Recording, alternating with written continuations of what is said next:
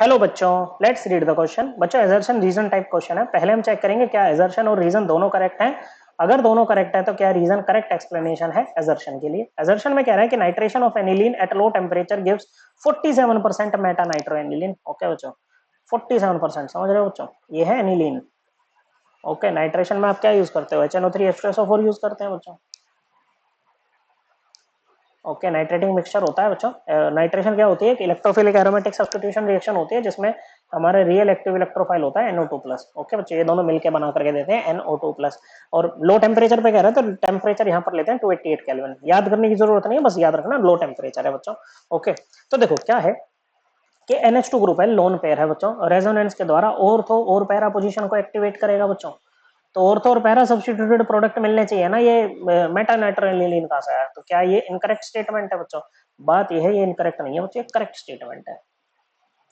कैसे करेक्ट है वो समझिएगा। तो देखो इसमें प्रोडक्ट क्या आएंगे बच्चों, आपके पास में ऑर्थो, मेटा और पैरा, तीनों पे सब्स्टिट्यूशन आपको देखने को मिलेगा। ओके, NH2, ये this is para nitroaniline and this is major product, 51% ये मिलेगा बच्चों। ओके, और this is ortho nitroaniline, second major होना चाहिए बच्चों। ओके, क्योंकि ये भाई ऑर्थो पैरा में तो ये होता है ना कि पैरा मेजर बन जाता है, क्योंकि यहाँ पर क्या आ जाती है वो स्टेरिक हिंड्रेंस हम ले लेते हैं बच्चों के, इसके कारण ऐसा हो जाएगा बच्चों। ओके, लेकिन ये बना है केवल 2%। कितना बना है? 2%। ओके बच्चों, और जो बाकी बचा 47% है ना, वो कौन बना है?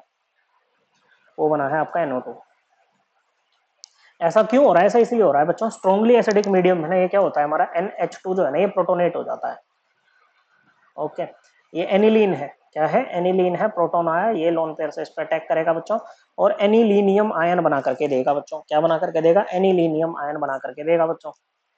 अब ये रेजोनेंस के द्वारा प्लस एम मीजोमेरिक इफेक्ट के द्वारा क्या कर रहा था बच्चों? रिंग को एक्टिवेट कर रहा था, लेकिन अब ये यहाँ से बहुत स्ट्रॉन्ग माइनस आई, माइनस इंडक्टिव इफेक्ट लगाएगा और रिंग को डीएक्टिवेट करेगा बच्चों। क्या करेगा बच्चों? रिंग को ये डीएक्टिवेट करेगा बच्चों। और इंडक्टिव इफेक्ट कैसा होता है? डिस्टेंस डिपेंडेंट बच्चों। तो ये एक्टिव साइड, मतलब एक तरह से इसको मान लो एक्टिव साइड है, यहाँ से सारी एक्टिविटी चल रही है बच्चों।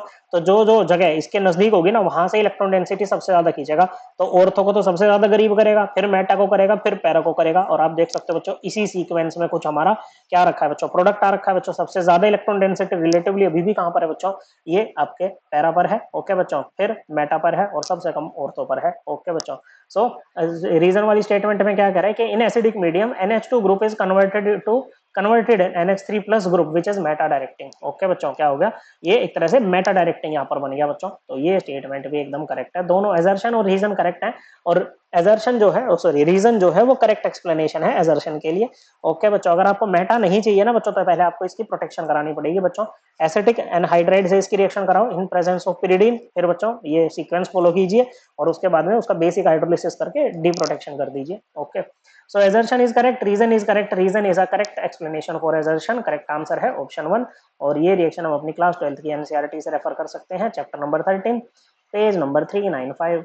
आई होप आपको ये एकदम क्लियर हो गया होगा। थैंक यू बच्चों।